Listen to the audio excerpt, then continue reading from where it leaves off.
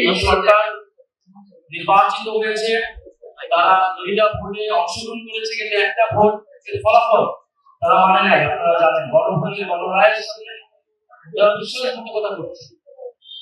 ফলে আমরা দেখছি যে এবারে যে সরকারি ভাবে উদযাপন হয়, আপনারা দেখছেন সারা দেশে একই পরিস্থিতি। ইতিহাস শুরু করে দলীয়করণ এবং সবকিছুই সেখানে আপনারা দেখবেন যে কোনো ধরনের সার্বজনীন বক্তব্য নাই, অন্তর্ভুক্তিমূলক যে বাংলাদেশ সকলের সেই বার্তাটা তারা দিচ্ছে না, তারা সবকিছুকে দলীয়করণ করছে। স্থানীয় সরকার প্রশাসন থেকে শুরু করে রাষ্ট্রীয় পদ পদবি যেরকম দলীয়করণ করছে, একইভাবে ইতিহাসকে তারা দলীয়করণ করার চেষ্টা করছে, যেভাবে আওয়ামী লীগ মুক্তিযুদ্ধের ইতিহাসকে দলীয়করণ করার চেষ্টা করছে। এবং আমরা বিভিন্ন জেলায় যে সরকারি প্রোগ্রামগুলো হয়েছে, সেখানে সরকার দলের বাইরে যেসব সমন্বয়ক বা জুলাই যোদ্ধা ছিল অন্য কোনো দলের মধ্যে থাকলে তাদেরকে আমন্ত্রণ করা হয়েছে, কিন্তু তারা অংশগ্রহণ করতে আসছে, তাদেরকে বাধা দেওয়া হয়েছে, কিছু কিছু জায়গায় হামলাও করা হয়েছে। বসুন্ধরা টিস্যু, অসত্যতার বিরুদ্ধে এক বিন্দুও ছাড় নয়। তো এইভাবে যখন সরকার জুলাই গণঅভ্যুত্থান থেকে উদযাপন করলো, আমরা শুধু উদযাপনের কাজের মাধ্যমে করতে হবে। আমি বাংলাদেশ জামাত ইসলামকে বিশেষভাবে ধন্যবাদ জানাচ্ছি, মাননীয় বিরোধী দলকে বিশেষভাবে ধন্যবাদ জানাচ্ছি এই সুন্দর একটি আয়োজন করার জন্য, জাতির সামনে উপস্থাপন করার জন্য, আমাদেরকে আমন্ত্রণ জানানোর জন্য। এবং আপনারা জানেন যে সাম্প্রতিক সময়ে বিশেষত বাংলায় গুরুত্বপূর্ণভাবে আমরা দেখলাম যে দিল্লিতে বসে প্রেস কনফারেন্স করার সুযোগ পাচ্ছে স্বৈরাচার শক্তি, এবং এটা তো হবার ছিল, এটা হঠাৎ করে হয়ে গেছে না। এবং সরকারের জায়গা থেকে যথাযথ ব্যবস্থা না নেওয়ার ফলে, পদক্ষেপ না নেওয়ার ফলে পতিত স্বৈরাচার শক্তি এটা শুরু হচ্ছে। আমরা বারবার বলছি প্রতিটি স্বৈরাচার শক্তিকে প্রতিরোধ করছে আমাদের জাতীয় বজায়।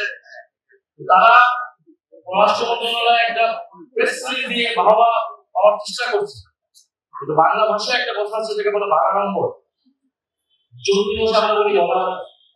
আপনারা আপনি প্রেস রিলিজে বক্তব্য কথা বলছেন, তার কোনো কূটনৈতিক ব্যবস্থা নিচ্ছে, এটা তো হওয়ার। তারা তো ঘোষণা দিয়ে এবং দিল্লি সরকার তাদেরকে সহযোগিতা করতেছে, ভারত সরকার সহযোগিতা করতেছে, ভারতীয় হাইকমিশনকে দেখা উচিত ছিল সরকার, এবং দেখে কঠোরভাবে নিতে জানানো উচিত ছিল। এবং পরবর্তী সময়ে ঘটনাগুলো সরকার কি ব্যবস্থা নেবে, কোন ধরনের কূটনৈতিক ব্যবস্থা নেবে, এটা জনগণের সামনে উন্মুক্ত করা উচিত। তো আমাদের সরকারের অনুরোধ, বারবার জাতিকে কথা বলে গেছে, তাদেরকে আসছে, আমাদের কাছে মনে হচ্ছে সংস্কারের প্রশ্নে তারা জুলাই করে দিয়েছে, বিচার প্রশ্ন এবং প্রতিটি স্বৈরাচার শক্তিকে ঠেকানোর প্রশ্ন এই সরকার আসলে আপোষকামী। সরকার যদি আপোষকামী হয়, জনগণ তো বসে থাকবে না। এবং আমরা 11 দলের ঐক্য আছে, এই সকল আরো সামাজিক রাজনৈতিক শক্তি আছে সংস্কারের বিচার চায়।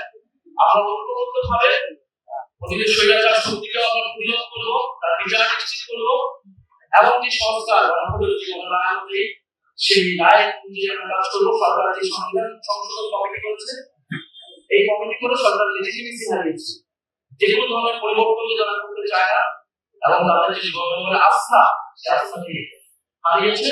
ফলে সাংবিধানিক একটি সংকট তৈরি হয়েছে, এবং সংকট তৈরি হয়েছে, জনগণের আস্থা তারা হারিয়েছে।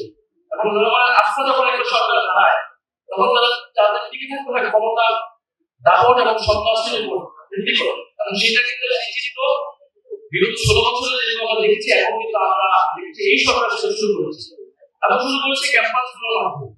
তারা যেহেতু জুলাই গণঅভ্যুত্থানের সবচেয়ে বড় ভূমিকা ক্যান্টনমেন্ট ছিল, আন্দোলনের দুর্গ ছিল হচ্ছে বিশ্ববিদ্যালয় ক্যাম্পাসগুলো।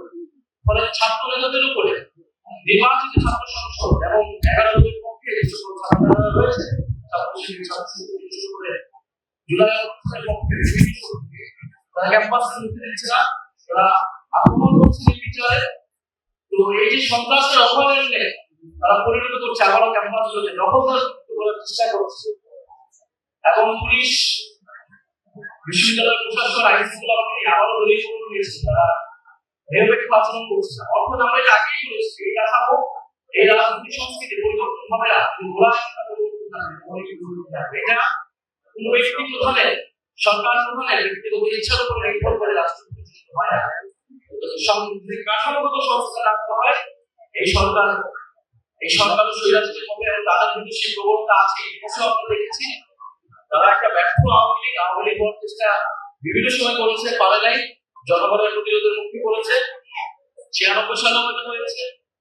তো এখনো তারা যদি আবার চেষ্টা করে, তারা আবার ইনশাআল্লাহ আমরা সেটার জন্য ঐক্যবদ্ধ আছি এবং এই সরকারকে বলবো দ্রুত সময়ের মধ্যে জুলাই গণঅভ্যুত্থানের এই সকল দাবি যদি তারা বাস্তবায়ন না করে তাদের পক্ষে দেশ পরিচালনা করা সম্ভব। সবাইকে ধন্যবাদ।